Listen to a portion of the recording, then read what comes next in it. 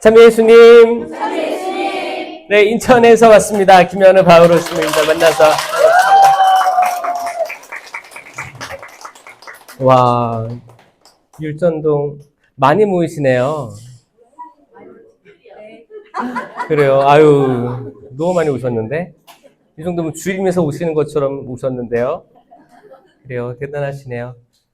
티셔츠 입은 분들도 계시고, 제 찐팬들인가 봐요. 네. 그래요. 아유, 세상에.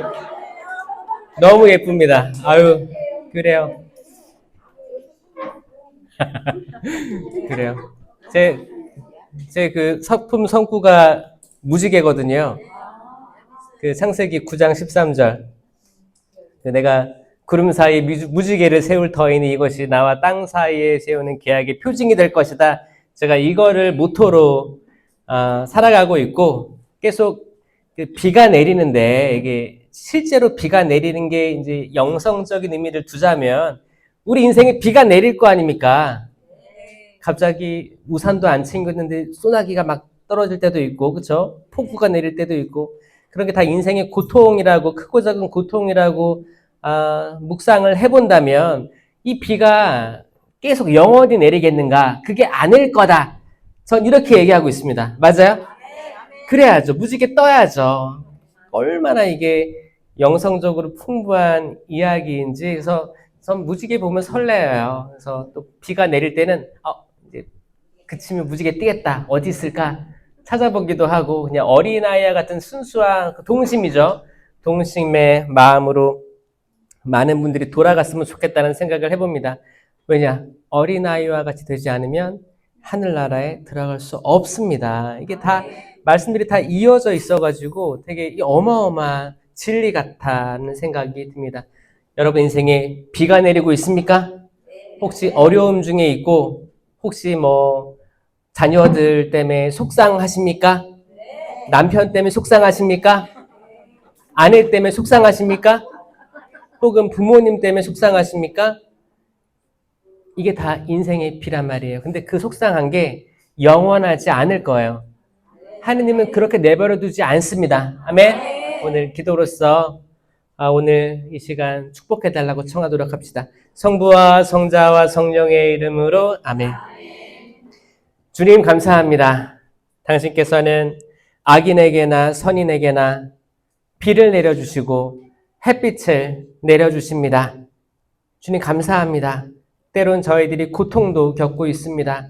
관계에서 오는 고통, 또 물질적인 어려움, 그리고 알지 못하는 미래에 대한 어려움에 봉착하기도 합니다. 때로는 정말 어이없는 상황 속에서 고통을 느끼기도 합니다. 전혀 예상치 못했던 상황들 속에서 답답함을 느끼기도 합니다. 병원에 가서 진료를 받는데 또 예상치 못한 상황 속에 처할 때도 있습니다. 하지만 주님, 당신께서는 저희가 길을 갈 때나 자리에 들었을 때나 저희가 인식할 때나 인식하지 않을 때나 당신의 보호하심이 항상 있다고 믿습니다. 지금 그 빛이 보이지 않더라도 그 어두운 밤 속에 머물러 있다 하더라도 당신의 빛이 멈춘 것이 아니라 잠시 다른 것들로 인해 가리워졌음을 인정합니다. 주님, 저희가 그 가리워진 그 어두움의 구름들을 몰아내고 당신의 빛을 온전히 보고자 합니다. 저희들이 바치는 찬양 온전히 받아주시옵고 저희들이 자유의지로 바치는 이 기도들 물리치지 말아주십시오. 저희가 심령께서 탄식하시며 부르짖는 그 심령 기도를 통해서 당신께 부르짖을 때 하늘에서 들으시고 응답하여 주십시오. 수많은 유혹들과 어두움들이 주변에 있기 때문에 당신의 빛을 온전히 바라보기란 얼마나 힘든지 모르겠습니다. 하지만 저희가 이 자리에 모였습니다. 당신께서는 둘이나 셋이 모인 곳에 그 기도하는 곳에 나도 함께 있겠다라고 말씀하셨습니다. 이곳이 에덴 동산이요 이것이 하늘나라입니다. 주님 저희와 함께 하여 주셔서 저희들이 가지고 있는 모든 것들 당신께 당신의 그 멍에와 당신께서 짊어지신 십자가와 함께 봉헌하고자 합니다.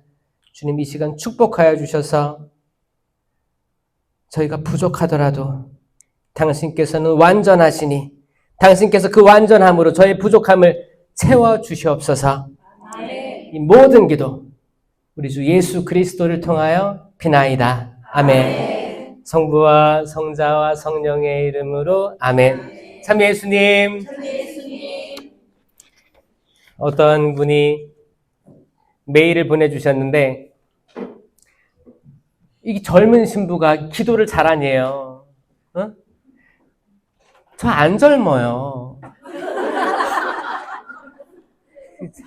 젊을 때 호주 가서 선교 오래 하고 돌아와서 그래도 중년의 나이예요. 그렇게 안 보이죠? 네. 고마워요. 중년의 나이. 근데 이제 그런 것 같아요. 사실 신부님들이 천주교는 자유기도를 조금 멀리하는 경향이 없지 않아 있습니다. 왜냐하면 천주교 전통이 이제 구송기도라고 해서 우리들이 하는 뭐 묵주기도라든지 주님의 기도, 성모성 영광수다 이런 것들 구송기도예요. 이제 입으로 소리를 내서 맞춰서 한 마음으로 기도하는 일치성 이런 게 있어요. 이런 걸로 아주 전통적으로 하고 있죠. 여기 구송기도의 장점은 내가 딴 생각을 해도 공동체가 이거를 받쳐주기 때문에 이게 도움이 되는 거예요. 그렇죠? 그러니까 이 공동체성, 일치성 이게 조금 강조된다고 한다면 여기서 약간 맹점은 뭐예요? 묻혀갈 수 있으니까 나는 소리를 내지 않는다던가 아니면 딴 생각하거나 핸드폰 뭐 검색하거나 이럴 수 있다는 단점이 있어요. 모든 사람이 다 100% 집중해서 한다면 멋있어요. 묵주기도도 여러분 정말 많은 이들이 모여가지고 집중해가지고 한 사람도 흐트러짐 없이 막 하면 이 파워가 있습니다. 근데 이제 거기에는 약간 나 공동체 안에 있으니까 나 하나쯤이야. 그래서 뭐 이렇게 약간 딴짓하고 이런 게 있어요. 요런 게 단점이 되지만 또 이제 자유기도. 이 자유기도는 이제 개신교회에서 많이 합니다. 그래서 어떤 사람은 그래요. 야, 그 개신교에서 하는 거 하지 마. 우리 구성기도 있잖아. 저는 이렇게 질문하고 싶어요. 아마 그 사람은 개신교에 대해서 조금 부정적인 생각이 있을 수도 있겠다라는 생각을 하거든요. 근데 여러분, 개신교 우리가 함부로 얘기할 교회가 아닙니다. 진짜 열심히 하시는 분들은 진짜 열심히 하세요. 아시죠? 네. 장난 아니에요, 그분들. 때로 보면은 기도에 목숨 바친 사람도 있어요. 그리고 개척교회에 가서 이렇게 보면 전 사실 교회에 가서 이렇게 염탐하는 걸 좋아해요. 염탐이 아니고 사실 제가 신학생 때도 방학 되면 개신교회 갔었어요. 그러니까 이렇게 개신교 다니는 이렇게 또 친구도 있었지만 배울 점이 너무 많아요. 천주교 신자들이 개신교야. 우리가 큰 형이고 저기 작은 형이야. 우리가 명품 종교고 저기는 조금 이렇게 떨어져. 이런 생각을 가지고 있으면 천주교 발전이 없습니다. 개신교의 퍼센테이지를 볼까요? 한국의 종교 이게 갤럽 조사를 보면 개신교가 천주교의 3배 정도를 차지하고 있어요. 그죠? 30%. 거의 30% 됩니다. 천주교는 10%예요. 근데 누가 먼저 시작했어요? 천주교가 시작했어요. 언제 시작했어요? 이제 이승훈, 베드로가 이제 북경에서 세례받았죠. 세례받고 돌아와서 또 김대건 신부님이 첫 번째 사제 서품 받고 이렇게 쭉 이어오다가 수많은 박해들을 통해 가지고 이제 조선에선 탄압하고 이게 어떻게? 왜 하늘님 그리고 이제 약간 평등주의잖아요. 남자와 여자가 같이 기도하고 이렇게 노예들 뭐 이렇게 계급이 높던 낮던 같이 기도하고 하늘을 우러러서 우리가 나중에 전국적으로 가야 될 곳은 저 하늘이다. 이렇게 얘기하는 게 너무 무서웠던 거야. 그래서 탄압했죠. 죽이기 시작했어요. 그 선교의, 그 순교의 피를 밟고 성장한 가톨릭 교회가 지금 10% 되는 거예요. 근데 개신교 언제 들어왔는지 알아요? 천주교가 200년 역사예요. 200년 전에 들어왔다면 개신교는 박해 거의 끝날 무렵에 100년 전에 들어왔어요. 야갔죠? 천주교가 다 이렇게 죽고 박해받고 숨어가지고 천주교 신앙 유지하고 있을 때 개신교 그때 이제 막 이제 개항이 되고 막 문물이 이제 받아들여지고 그럴 때 돈, 자금력으로 들어왔어요. 왜? 병원 세워주겠다, 학교 세워주겠다, 교육과 병원으로 막 들어오면서 자선 활동 이렇게 나누면서 본격적으로 정부의 지원받아서 들어온 거예요. 들어와가지고 하다 보니까 30% 가까운 사람들이 개신교에 다니고 있습니다. 저는 하느님께서 뜻하신 바가 있다고 생각하거든요. 그래서 우리가 개신교 그냥 무시하거나 그렇게 하면 안 돼요. 배울 건 배워야 돼요. 개신교에서 없는 게 뭐예요? 천주교에 비해서 개신교에서 없는 건 성체 성사가 없죠. 그리고 모든 성사, 7성사 자체가 없는 거예요. 성사가 없고 사제직이 없죠. 사제직이 없는 대신 이제 목사 안수를 통해 가지고 말씀 선포, 말씀에 집중하는 거예요. 말씀에 집중하는 거예요. 말씀에 집중하면 하느님께서 좋아하시겠어요? 안 좋아하시겠어요? 좋아합니다. 네. 왜? 말씀이 곧 로고스, 예수님이에요. 주님이세요. 말씀이에요. 말씀으로 쇄신되고 또 성령을 좋아해 싫어해요? 성령 좋아해요. 개신교 성령 좋아합니다. 어떤 교회는 개신교에 입교하려면 정식 신자가 되려면 뭘로 구분하는지 알아요? 10년 기도로 구분해요. 10년 기도를 해야지 정식 교인이 되는 거예요. 이제 이건 오순절 교도안인데 그렇게 강조를 하는 거죠. 오죽했으면. 뭐예요? 뭔가 영적인 경험을 해야지 어떤 이렇게 입교의 과정으로 보는 거예요. 그래서 거기는 100%가 하는 거예요. 이게 뭐 100% 옳다 이런 건 아니지만 이렇게까지 좀 식별해서 좀 이렇게 사람들이 흐리멍텅하지 않고 뭔가 다른 차원으로 넘어가게끔 유도한다는 거에 대해서 전 박수를 보내고 싶은 거예요. 자, 천주교 예비자교리 어떻게 해요? 천주교 예비자교리는 정말 자신이 깨달아가지고 야, 천주교 와야겠다. 난 진짜 그 성체 성사가 궁금하다. 그래가지고 본인이 열심히 공부해가지고 하는 사람들은 10% 미만이에요. 대부분 결혼하기 위해서, 성사혼하기 위해서 억지로 끌려왔어. 자기 자유의지가 별로 없어요. 이거 해야지 된대. 그래서 소문났죠? 천주교는 입교하기가 어렵다라는 소문이 있어요. 왜? 6개월 동안 계속 왔다 갔다 하면서 뭔지도 모르겠는데 계속 믿을 교리 듣고 공부하고 막 이렇게 하다가 또 어떻게 해요? 핑계대고 100%도 안 나오죠? 뭐 80%만 나오면 된다고 하고 수녀님 잘 꼬시면 70% 나와도 합격이라고 해가지고 겨우겨우 싸바싸바 해가지고 이렇게 세례 받았다고 쳐요. 그래요. 세례 받으면 성령께서 도와주시죠. 새로 태어나게 해주시는데 어느 정도까지 해주시느냐? 이게 질문거리였어요. 정말 우리가 아무것도 노력을 안 해도 세례만 받으면 하느님께서 그 사람을 송두리째 바꿔줄 수 있느냐? 여기에 대한 질문은 자유의지에 대한 신학적 성찰이 아니면 불가능합니다. 여러분 자유의지가 뭔지 아시죠? 자유의지. 이거 영어로 하면 free will이에요. free will. free, 자유롭다. will. 그 will이라고 해서 뭐 I will 하면은 미래잖아요. 근데 이걸 명사로 하면 will은 유언이에요. 유언장을 will이라고 해요. 그러니까 뭐예요?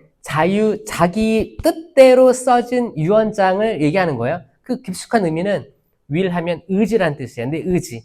그러니까 자유로운 의지에 의해서 내가 수락하거나 뭔가를 했을 때 의미가 있어요. 그래야지 하느님이 여기 역사할 수 있는 거예요. 근데 내가 억지로 왔어. 내 자유의지는 조금이고 내가 결혼하기 위해서 들어왔어. 아니면 시댁에서 막 했어. 누가 이렇게 했어. 푸시해서 겨우겨우 받아. 겨우겨우 받은 사람은 겨우겨우 신앙생활 하다가 나중에는 성당에서 볼 수가 없는 상황이 처음이다. 그러니까 천주교에서 세례받은 이들이 이렇게 있으면 이게 세례받은 사람 퍼센테이지가 10%인 거예요. 전국에 10%. 그럼 실신자가 10%면 너무 좋겠지만 10%가 안 되고 몇 프로예요? 실신자가 이제 한 6%도 많아요. 한 절반 미만으로 떨어지는 거예요. 율전동 교적이 한 3,000 될까요? 5,000이에요? 5,000 넘어요? 5,000 넘으면 한 1,800 나오겠네요. 주일에. 전 딱 계산 나와요. 주일 미사가 한 6대 있을까요? 6대 있다면 7대 있어요? 6대? 토요일, 일요일 해서. 한 6대일 거예요. 6대면 각 미사 때마다 300명씩 온다면 3, 6, 18 이게 1,800명이에요. 근데 이게 안 될 거예요. 아마 오면 150, 200 올 거예요. 그러면 더 떨어진다는 거야. 1,500 온다고 하면 몇 퍼센트예요? 이게 여기만 그런 게 아니고 전국의 모든 성당 같은 상황이에요. 그쵸? 왜 그럴까요? 억지로 세례 받은 거예요. 자기 자유유지 100%. 나 변화되고 싶어. 살아나고 싶어. 영적 체험하고 싶어. 정말 이 세상이 딱 보는데 그렇잖아요. 하느님이 보호하심을 느끼기보다 세상은 왜 이렇게 전쟁도 많고 부익부 빈익빈일까?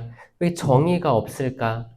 뭔가 그렇고 사람들 표정도 그렇고 도대체 뭘 위해 살아가는 걸까? 그리고 이렇게 살다가 한평생 살다가 가면 어떤 의미가 있을까?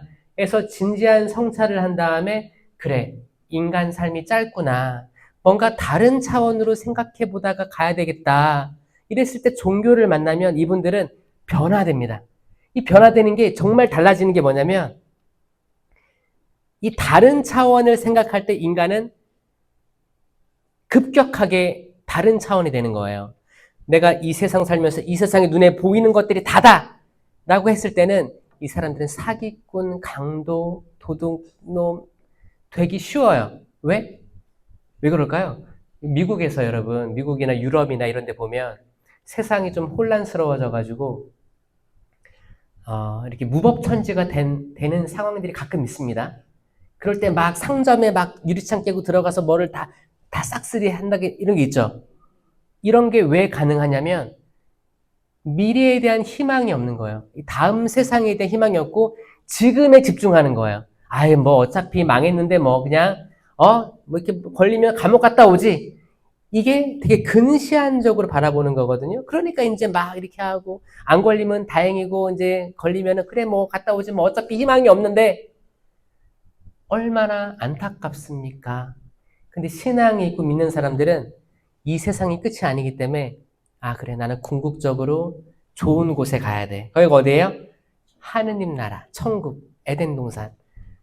나는 지금 70년, 80년 사는데 인생에 올인한 게 아니고 나는 궁극적으로 영원한 생명을 살고 싶어. 하느님을 직접 만나 배웠고 싶어. 성모님을 정말 만나고 싶어. 내가 지상에서는 다 얻지 못했던 정말 그 사랑 있죠. 영원한 사랑.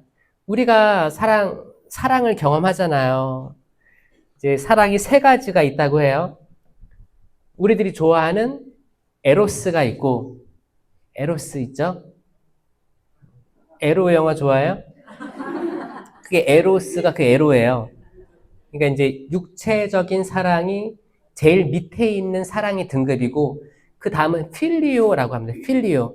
필리오는 형제적 사랑을 얘기하는 거예요. 그래서 우리 인사할 때 형제님, 자매님 하죠? 형제님, 자매님 사랑해요. 이렇게 막 하잖아요. 그 사람을 정말 육체적으로 사랑해서 그런 거예요? 아니잖아요. 주님의 이름으로 우리 같은 형제, 자매이기 때문에 이런 표현들을 할 수 있는 거예요. 그렇죠? 필리오. 그 윗단계가 아가페, 신적 사랑이라는 3가지로 구분시키는 거예요. 근데 우리가 세상을 살면서 에로스도 경험해봤고 필리오도 경험해봤고 때로는 신적 사랑인 아가페도 경험을 했는데 막 이렇게 헷갈리는 거야. 정말 사랑이란 존재할까? 왜냐면 신적 사랑 아가페는 굉장히 체험하기가 어려워요. 그거는 관상의 경지라든지 정말 우리가 성사 생활 안에서 어떤 뜨거움을 느꼈을 때 느끼는 거지 대부분 에로스 필리오에서 멈추거든요. 근데 살다가 이제 형제적 사랑이라고 했는데 성당에 와서 봉사하면 또 봉사하다고 혼나. 그럼 뭐야? 봉사하고 욕먹어. 그럼 이제 이 봉사에 대해서 회의를 느낄 거 아니에요. 그러니까 이게 맞나? 왜 내가 굳이 내 시간 쪼개서 봉사하는데 내가 또 욕을 먹어야 돼? 이러다가 또 떨어져 나가기도 하고 과연 우리가 눈에 보이는 세상에 진짜 사랑이 존재는 할까? 회의를 느끼면서 그렇게 가는 거예요. 근데 진짜 우리가 궁극적인 그 아가페 사랑, 신적 사랑에 계속 머무르고 싶다. 뭔진 모르지만 그게 존재했으면 좋겠다라는 희망. 눈에 보이는 게 다가 아니고 정말 거기 봉쇄 수녀원 가면 여러분 수녀님들 딱 옷 입고 정말 너무 아름다워요. 성채연 씨 하는 거 보면 막 이렇게 엎드려 있을 수도 있고 그 기도하고 있는 그 눈망울 보면 진짜 아름답고 뭔가 저 세상 다른 세상을 체험하는 듯한 것을 우리가 어깨너머로 보면서 정말 존재할까라는 질문들을 갖게 됩니다. 정말 이걸 누가 그 천국의 맛을 보면 헤어나올 수가 없는 거예요. 그래서 이렇게 피정이라든지 그런 데 가가지고 성소를 느껴가지고 그래 나는 여기에 온전히 모든 걸 봉헌해야겠다 해서 뭐 사제가 될 수도 있고 수도원 들어갈 수도 있고 수녀님이 되기도 합니다. 이건 체험했기 때문에 그런 거예요. 여러분들도 아마 한 20, 30년 전으로 돌아간다면 하느님을 체험했으면 여기 신부 수녀 될 사람 많을걸요?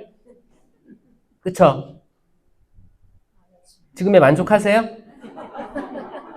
지금의 삶에 많은 분 만족하시겠지만 또 혼인 성소의 기쁨이 또 있어요. 저는 모르죠. 저는 모르지만 자식이 제가 한번 이런 게 있었어요.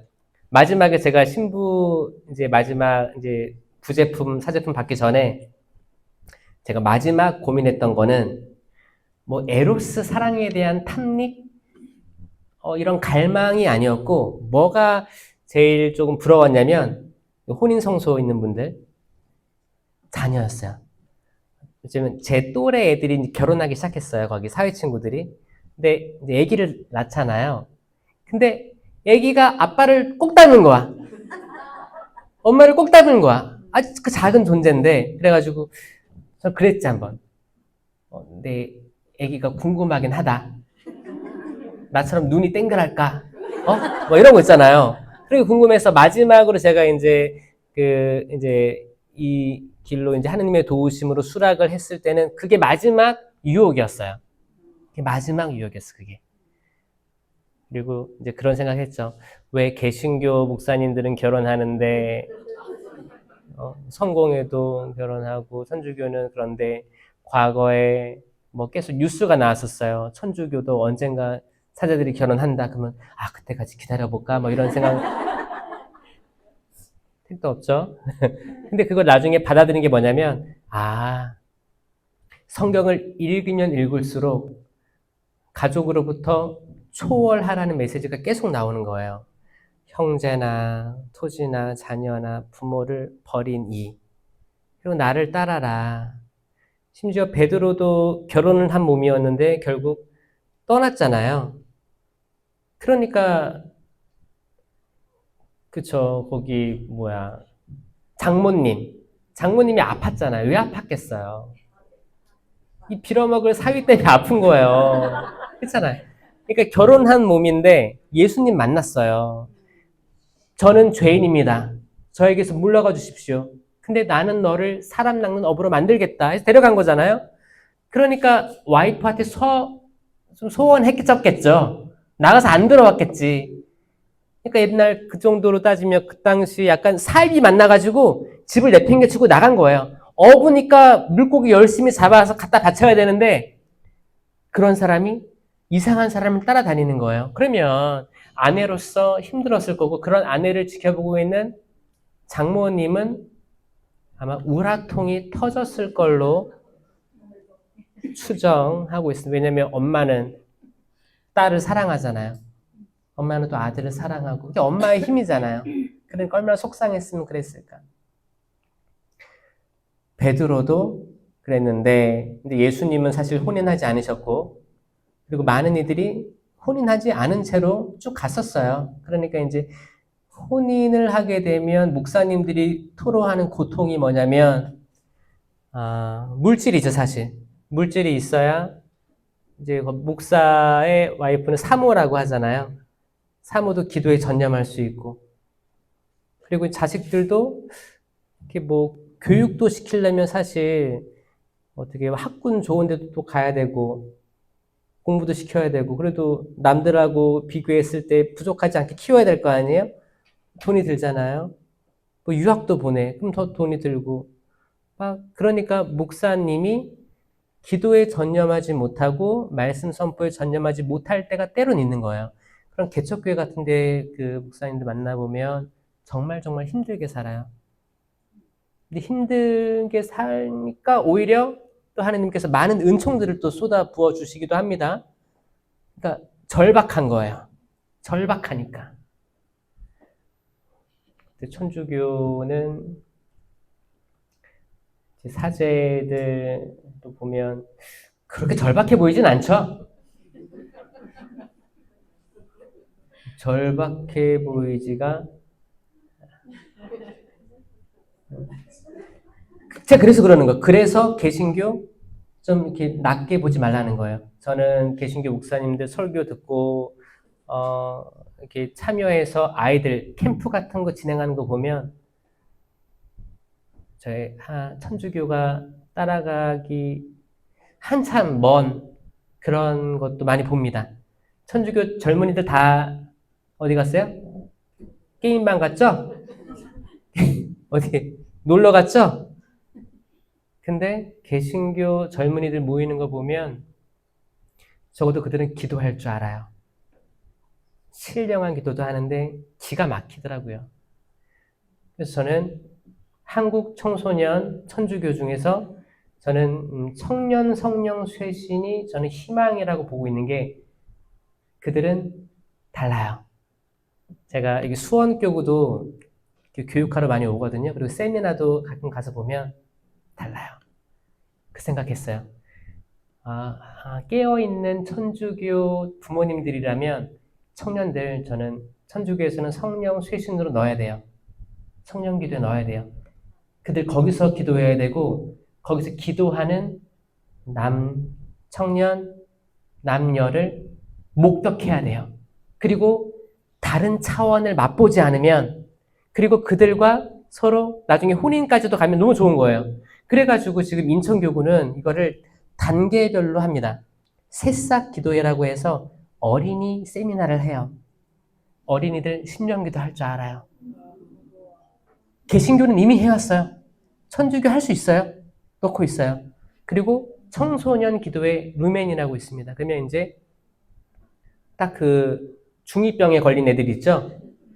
이 중2병에 걸린 아이들 같은 경우에는 너무너무 섬세하고 또 상처도 많고 그렇습니다. 그런 분들이 또래끼리 또 모이잖아요.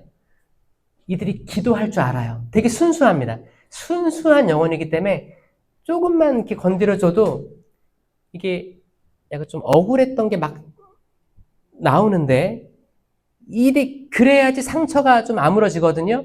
왜냐면 내가 상처 없어. 나는 누가 건드려도 난 웃지도 않을 거고 강의를 듣지도 않을 거야. 그리고 율동도 안 할 거야. 했던 이들이 나중에 어떻게 바뀌냐면 그 맑은 얼굴, 율동 막 날아다녀요. 율동 막 하고 일단 사람이 경직되면은 그 악이 방해를 하거든요.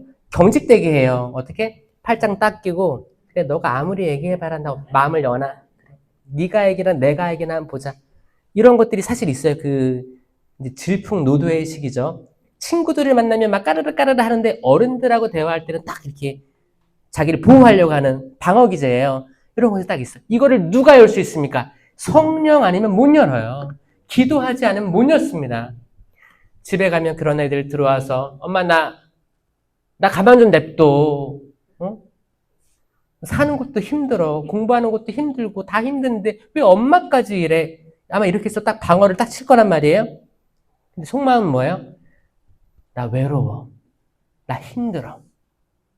근데 내가 엄마 나 힘들어. 어리광 같으니까 안 하는 거예요. 딱 그게 있어요. 그리고 이제 친구들끼리 또래끼리 만나가지고 야 그래도 나 너밖에 없다 이렇게 해서 마음을 오픈하는 거지 사실 어른의 힘이 필요합니다.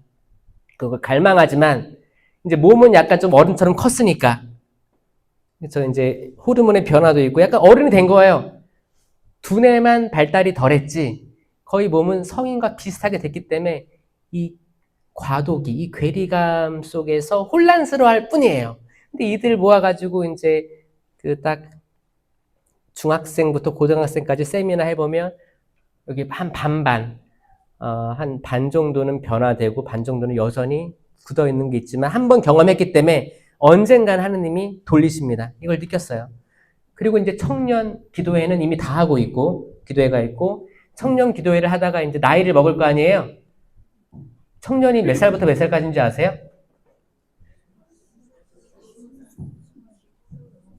이번에 세계 청년대회 2027년도에 몇 살부터 몇 살까지 초대받은지 아세요?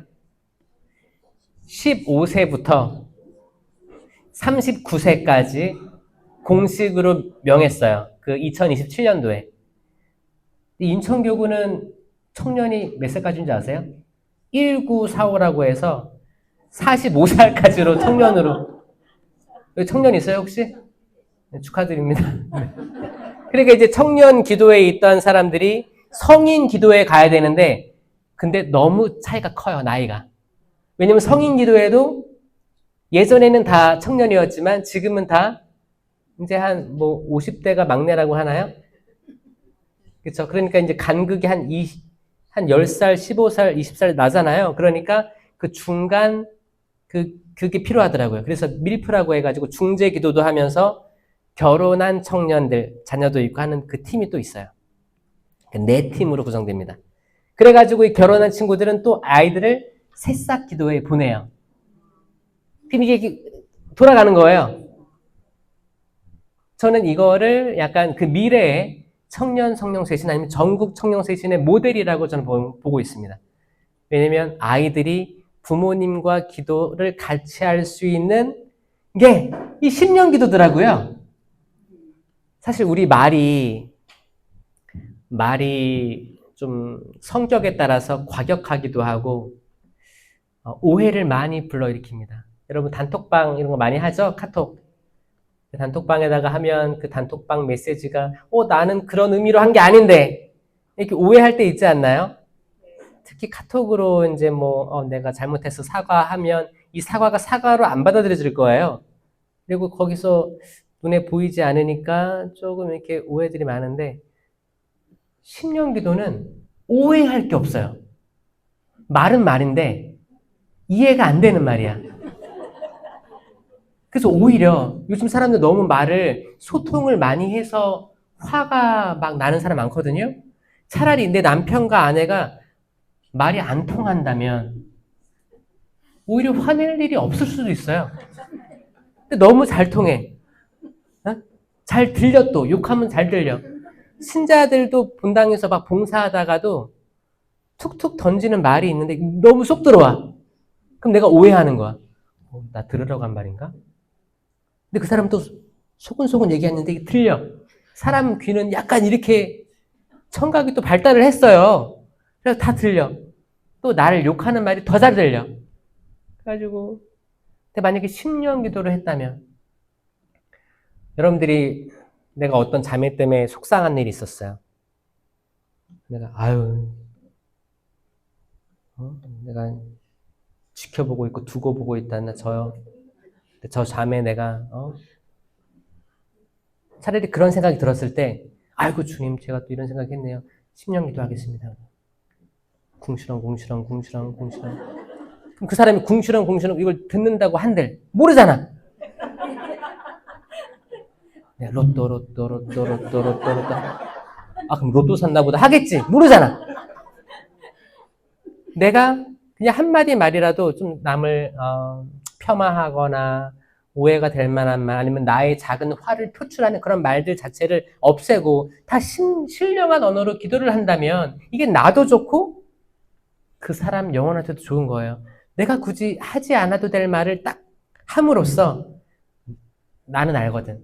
그럼 말을 한 사람은 알아요. 아, 내가 또 악한 말을 했다.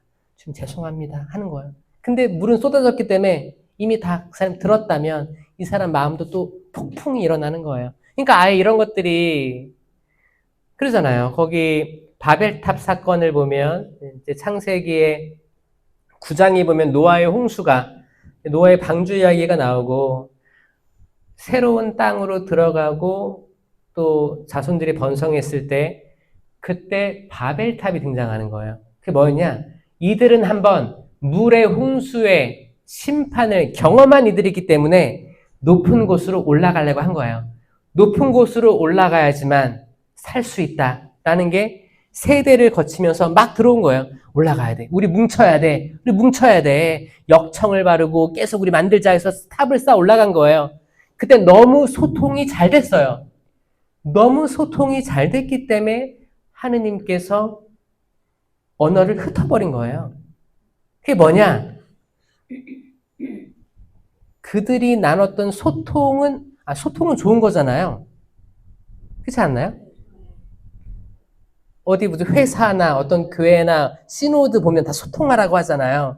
소통은 좋은 거예요. 근데 왜 소통이 잘 된다고 해서 하느님이 바벨탑을 무너뜨렸을까요? 하느님이 없는 소통이었거든요. 그들이 뭐라고 했냐면, 자, 우리의 이름을 날리자. 이걸 하늘 끝까지 쌓아 올려가지고 우리 이름을 높이자. 거기 하느님이 안 계셨어요. 하느님이 없는 인간적인 성공은 결국 멸망할 거예요. 안 돼요. 그럴 수가 없어요. 근데 우리가 하느님의 이름을 바쳐 부르면서 올린 성공들은 분명히 열매를 맺습니다. 아멘? 그러니까 천주교는 성공을 얘기하지 않는다. 이게 아니에요. 성공을 얘기합니다. 근데 하느님이 가장 우선순위에 있는 성공을 이야기할 때 그 성공에는 가치가 있습니다. 진짜예요. 하느님께서 그때 판관기 그리고 왕정기를 다 허락하셨었어요. 그때 사람들이 우리를 이끌 왕이 필요해요. 막 그랬잖아요. 근데 그거를 허락했어요. 허락한 이유가 뭐냐? 근데 그 왕 위에 하느님이 있음을 잊지 말라는 건데 나중에는 이제 왕이 자기가 하느님보다 위에 있다고 생각할 때 다 망한 거거든요.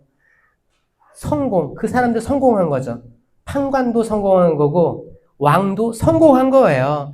다윗은 그 영화를 통일 왕국 시대를 살았고 솔로몬은 그 모든 부귀를 다 누렸죠. 지혜를 구했어요. 하느님께 지혜를 청했죠. 그러니까 내가 뭐를 이룬 게 아니고 하느님께 기도할 줄 알았어요. 그러니까 하느님이 제일 위에 있던 거예요. 나중에 근데 나이를 먹고 어떻게 돼요? 횟가닥? 그러니까 늙음하게. 이렇게 솔로몬이 나이를 많이 먹고 언제까지 좋았냐? 아버지께서 못 지은 다윗 성왕이 못 지은 하느님의 성전을 내가 지어야겠다까지는 좋았어요. 그때까지는 지혜의 왕으로서 평탄한 시절을 보냈습니다. 근데 이제 솔로몬이 언제 그랬냐면 젊었을 때 또 많은 왕후들을 거느렸죠.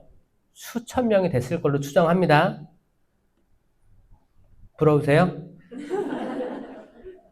근데 거기까지도 하느님은 허락하셨어요. 그거를 벌한 게 아닙니다. 근데 뭘 벌한 거예요?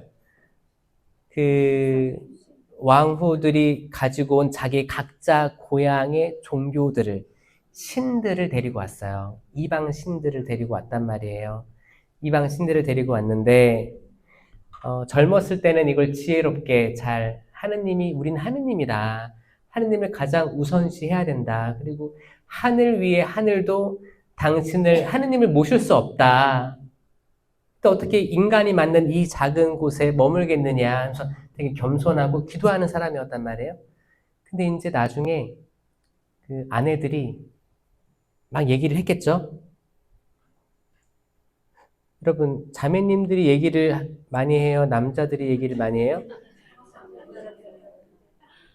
여성들이 하루에 소모해야 되는 그 단어 수가 엄청나다고 들었어요. 이게 다 소모가 안 될 경우에 짜증이 올라온다고 하더라고요. 짜증이 올라와서. 남편들의 고충도 사실 있습니다. 그 남편이 그걸 해소를 못 해주면 자녀들에게 가니까 어떻게든 그 자매님들은 하루에 소모해야 되는 단어들이 있대요.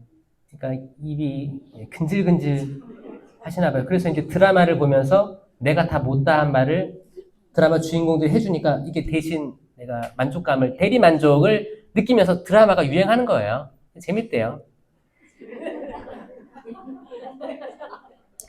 그러니까 그 왕후들이 솔로몬에게 엄청 얘기했을 거예요. 뭐라고? 나도 멋진 곳에 살게 해줘. 라고 했을 거예요. 이걸 어떻게 추정해 볼 수 있느냐? 솔로몬은 하느님이 거하실 성전을 7년에 만듭니다. 7년에 소요를. 7년이면 되게 오래 걸렸죠?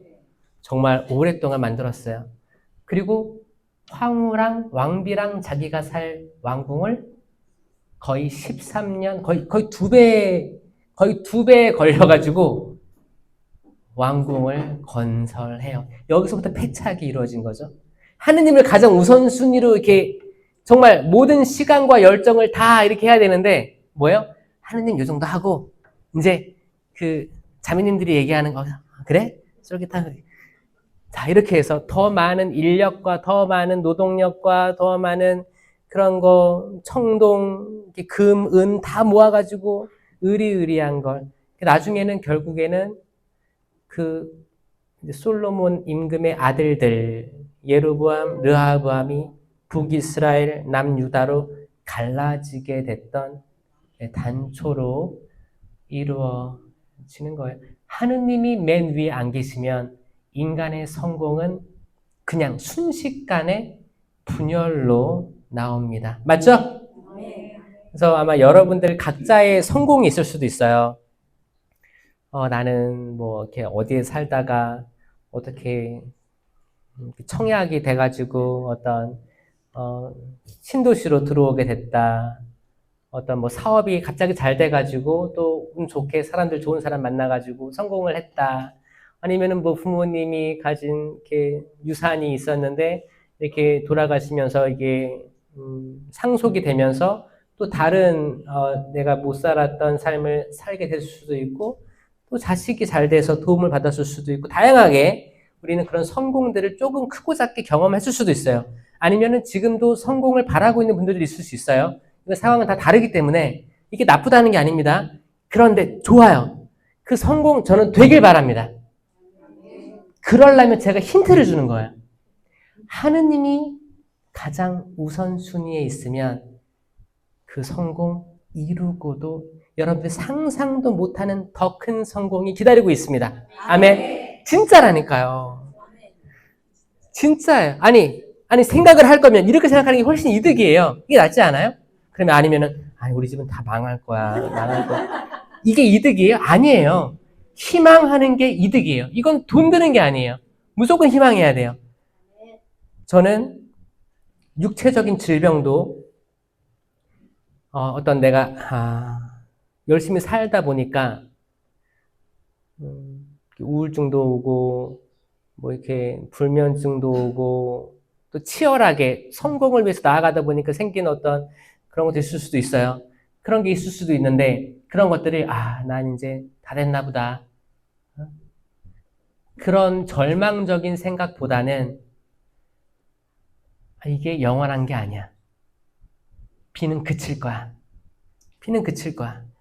또 하나님께서 좋은 걸 이렇게 많이 주셨는데 나쁜 거라고 내가 어떻게 거절할 수 있겠어 일일이. 그냥 인간은 주어지는 거죠. 받는 거죠. 비가 내리면 비를 맞는 거고 햇빛이 내리면 햇빛을 쬐는 거죠. 자연 순리잖아요. 그래, 이런 일이 있으면 이런 일도 있겠지. 그래, 주님. 그래요. 이것도 좋고 저것도 좋고 인간은 우리가 선별해서 우리가 원하는 걸 다 이룰 수가 없습니다. 이 깨달음이죠. 깨달음이죠. 그런데 이게 영원하지 않은 걸 알기 때문에 저는 지금 자만하지 않고 또 지금 제가 좌절하지 않습니다. 그러니까 나쁜 일들이 생겨. 그럼 이것도 영원하지 않은 거예요. 이 희망. 근데 또 잘 나가는 사람이 있을 수도 있어요. 잘 나가는 사람이 있을 수도 있어요. 그럼 그것도 영원하지 않을 거라고 믿어야 돼요. 그러면 잘 나가다가 꺾였어. 아, 그래. 근데 이게 영원한 게 아니었지? 근데 이미 알고 있던 사람은 데미지가 덜해요. 그러니까 이게 남는 장사라니까요. 데미지가 덜해. 예상했는데 뭐. 그래. 솔로몬도 그랬고 다윗도 그랬고 모든 판관들 역사 보면 다 그랬었어. 받아들이는 거죠. 좋은 것이든 나쁜 것이든 지나갈 거다. 우리 인생 70, 80, 90, 100년 산다고 했을 때 항상 좋은 일만 있을 수는 없다. 마찬가지로 항상 나쁜 일만 있으리라는 보장도 없다.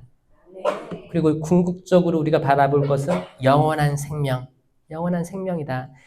그러니까 여러분 이런 말씀이 있는 거예요. 그 한 젊은이가 예수님을 찾아옵니다. 스승님, 제가 영원한 생명을 얻으려면 무슨 선한 일을 해야 합니까? 이게 마테오복음 19장에 나오는 건데 유명하죠? 젊은이에요. 젊은이가 물었습니다. 그러니까 젊은이에게 물어본 거예요. 예수님도 젊은이였어요. 예수님 몇 살에 돌아가셨어요? 33. 이건 또 다 알고 있네. 그러니까 한 30살 때부터 공생활해서 3년 공생활 했다고 하니까 33을 추정하는 거잖아요. 그 젊은 나이죠? 젊은 나이잖아요. 젊은이가 와서 물었다는 건 다 젊은이였을 거라 추정합니다. 이 사람이 물어보는 게 영원한 생명이었어요. 이게 되게 큰 거거든요. 영원한 생명에 대해서 물을 수 있다는 건 되게 큰 축복 같아요. 왜냐면 이 생명이 부질없다는 걸 깨달은 거예요. 이 젊은 사람은. 이거 아마 지금의 대학생들, 아마 철학하는 사람들, 인문학 공부하는 사람 깨달았을 수 있는데 지금은 많이들 이거를 깨닫게 하지 못하는 사회적 통념이 있어요. 사회적 흐름이 성공, 취업, 영어 능력 향상, 이런 걸로 가기 때문에 인생에 대해서 돌아볼 시간이 별로 없습니다. 옛날 대학생들, 옛날 우리 직장을 다녔을 여러분들은 이미 직장 다니고 어려움을 느꼈기 때문에 아마 철학적인 생각 많이 했을 거예요. 인생이 뭘까 도대체? 이 인생의 과도기, 전쟁을 겪고 민주화 운동을 겪고 왜 사람은 사람을 서로 미워하고 증오하고 남북이 갈라져 있고 또 이렇게 지역의 갈등이 있을까 이런 걸 많이 겪었기 때문에 이런 질문들을 하거든요. 근데 지금 대학생들 많이 어렵다고 하더라고요. 이런 질문을 생각할 시간보다는 어떤 게임에 집중하거나 그러니까 생각을 멈추는 거지. 챗 GPT를 하는데 그런 AI 기술을 쓰는데 그 쓰는 이유가 뭐예요? 빨리 과제를 제출하기 위해서. 생각하는 시간이 점점 줄어들고 있는 거예요. 근데 지금 이 젊은이는 물어보는 거예요. 영원한 생명에 대해서 질문하는 거예요. 어떻게 해야 될까요? 아주 좋은 질문입니다. 예수님이 뭐라고 해요, 처음에? 계명들을 잘 지켜라 라고 하는 거예요. 이 정답이에요, 사실. 10계명. 제가 강의 때마다 계속 반복하는 게 10계명입니다. 우리 적어도 알고 있어야 된다. 제발 좀 알자. 제발 좀 알자였어요.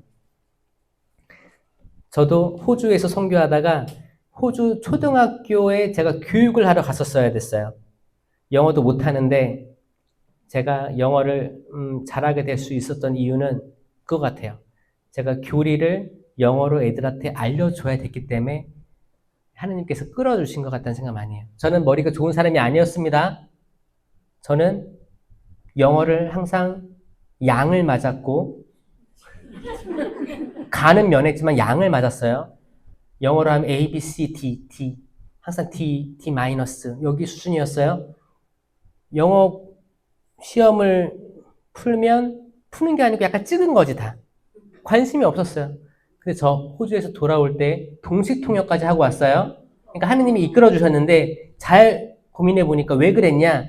아, 내가 영어로 하느님 말씀을 아이들한테 가르치기 위해서 했나 보다 생각하는 거예요. 왜? 저는 그거부터 했거든요. 10계명부터 영어로 외웠어요. 10계명부터 영어로 외우고 이 10계명을 영어로 설명을 해줬거든요. 초등학교 중학생들한테. 그러니까 영어가 늘 수밖에 없겠죠? 그랬던 것 같아. 근데 한국 사람인 우리는 한국어로 10계명을 머릿속에 저장하고 있는가에 대해서 제가 질문을 하는 거예요. 그렇잖아요. 여러분, 이거를 저장하고 있으면 여러분 삶이 바뀔 거예요. 진짜. 우리가 나중에 하느님 나라 갔는데 내 아들, 내 딸들아, 어서 와라.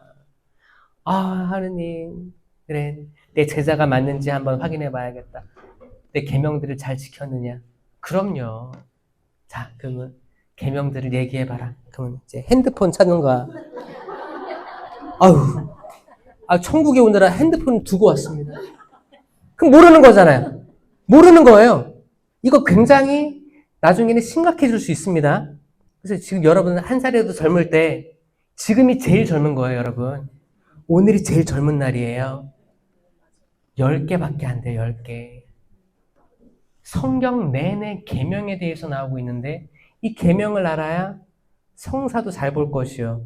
왜냐면 성사 보는 거는 대죄를 고백하는 거기 때문에 이 10계명의 어긋난 죄를 고백하는 거거든요.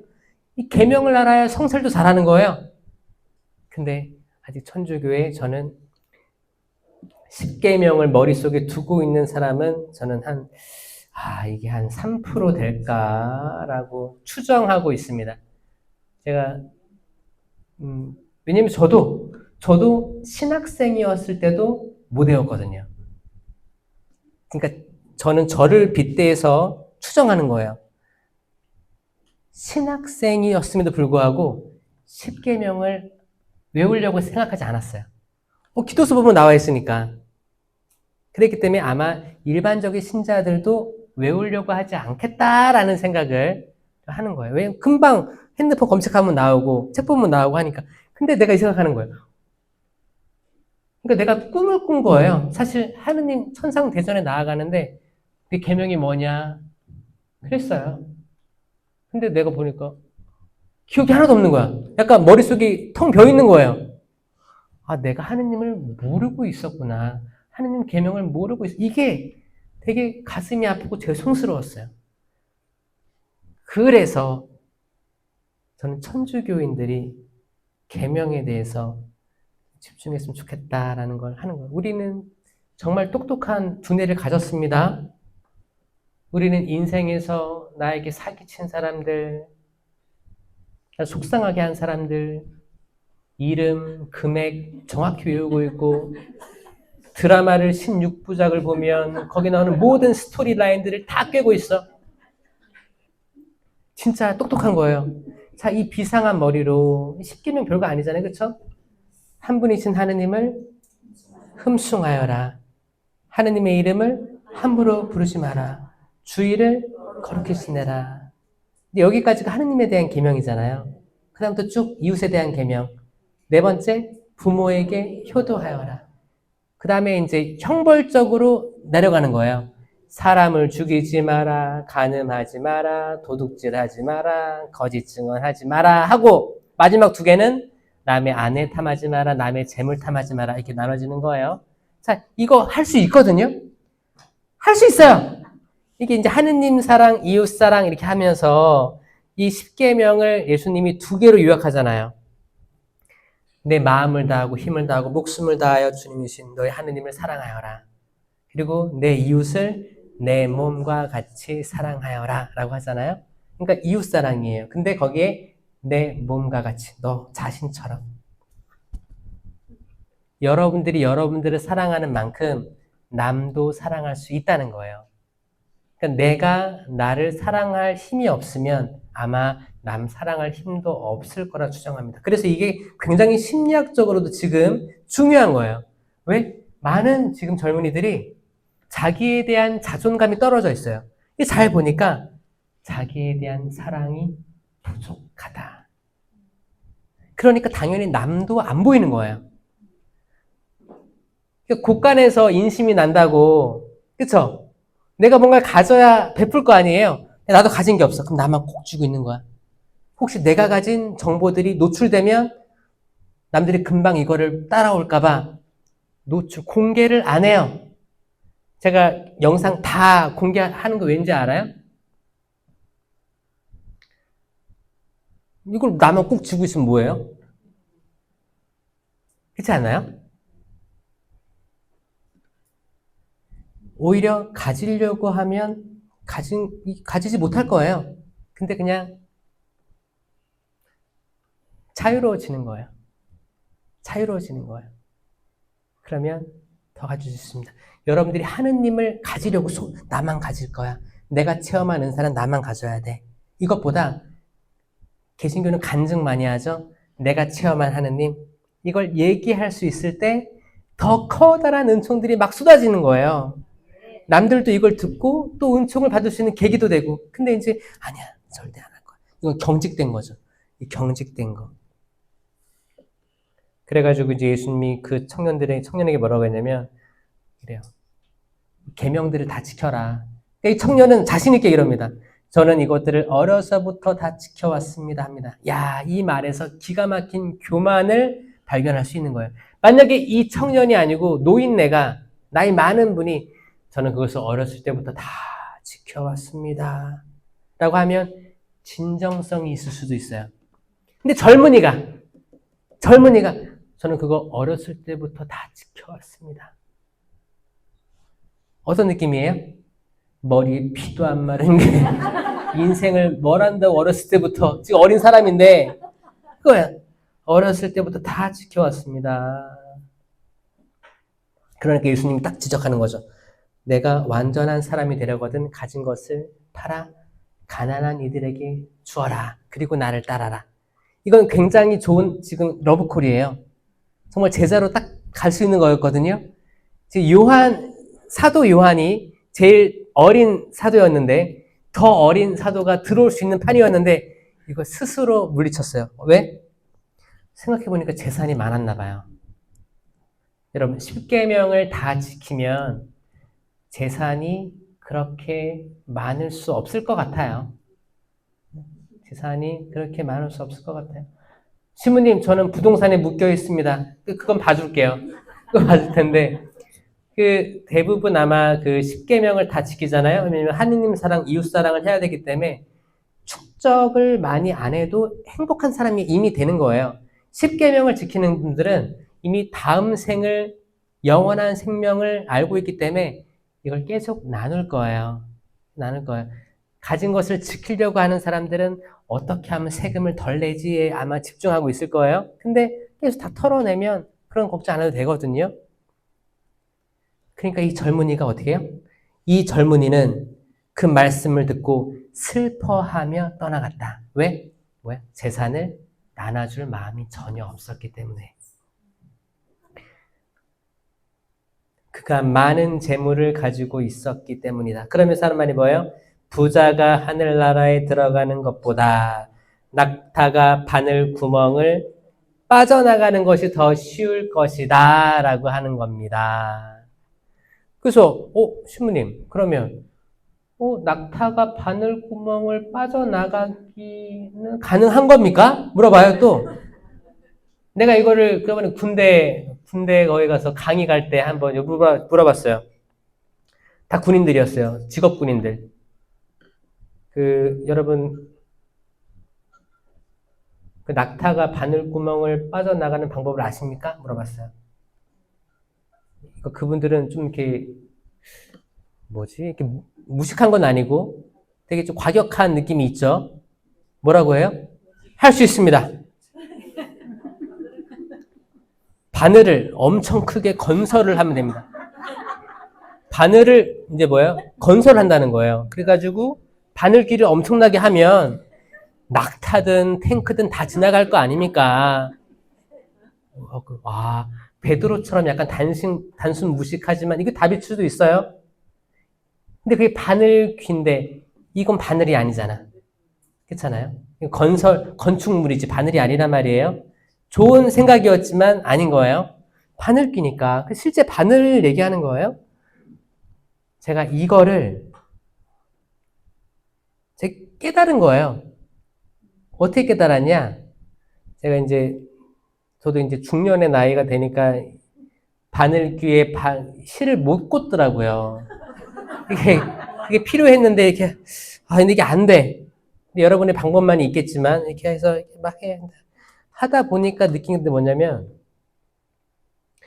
바늘을 제가 이제 그 구멍을 잘 보고 넣으려고 이렇게 보다 보니까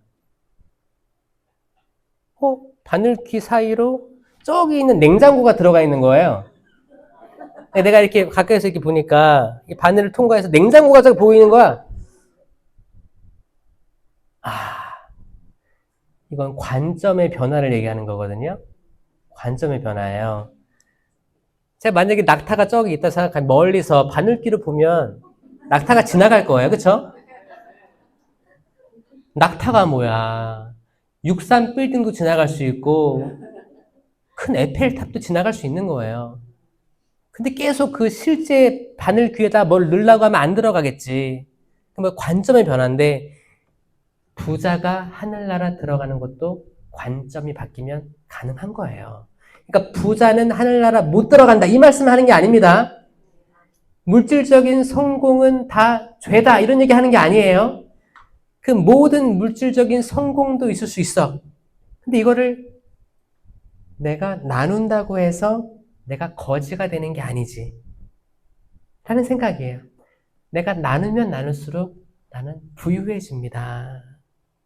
왜냐, 내가 나눈 거는, 내가 기부한 건 잊을 수가 없어요. 여러분, 대출도 자산이라 그러죠? 빚도 자산이라고 하잖아요? 이게 뭐예요? 실제 내 돈이 아니지만 내가 가졌다고 생각할 수 있는 거예요. 내 능력으로 대출 받았으니까. 마찬가지로 내가 기부한 돈도 실제는 기부된 돈이지만 나는 이게 기억하고 있으면 부자가 되는 거예요. 세상에는 항상 가난한 사람들이 있을 수밖에 없어요. 예수님 그러시잖아요. 가난한 사람은 항상 너 주변에 있을 거다. 하지만 나는 영원히 너희와 함께 있지 않을 거다. 그렇죠? 당신의 순환과 죽음과 승천을 얘기하는 건데 그 말은 뭐예요? 제자들이 당신에게 집중하길 바라는 거예요. 지금 공생한 3년이니까. 가난한 이들은 앞으로도 계속 있을 거예요. 그 말은 뭐냐? 우리가 도와줄 대상자들은 계속 있을 거예요. 이건 좋은 거예요. 그렇죠? 그들을 무시하지 마세요. 그냥 모른 채 지나가지 마세요. 하느님이 여러분들에게 기회를 주는 걸 수도 있기 때문이에요. 지하철에서 누가 그렇게 하고 길거리에서 지하철에서 누가 손을 벌렸을 때 적어도 천주교 신자는 돈이 없어. 그럼 같이 화살 기도라도 할 수도 있죠. 돈이 있으면 돈을 줄 수도 있죠. 아니면 내가 가족 먹으려고 뭐 빵하고 음료수 파리 땡땡땡에서 샀어. 이렇게 가다가 이제 근데 딱 있어. 이거 하나라도. 자, 이 별거 아닌 것 같죠?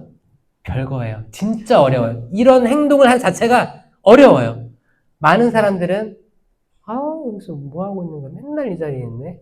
짜증이라든지 약간 격렬스러운 눈빛, 이 모든 것들이 여러분들이 악해서 그런 게 아니고 악마가 딱 그 순간에 야, 너 이런 표정 져야 돼.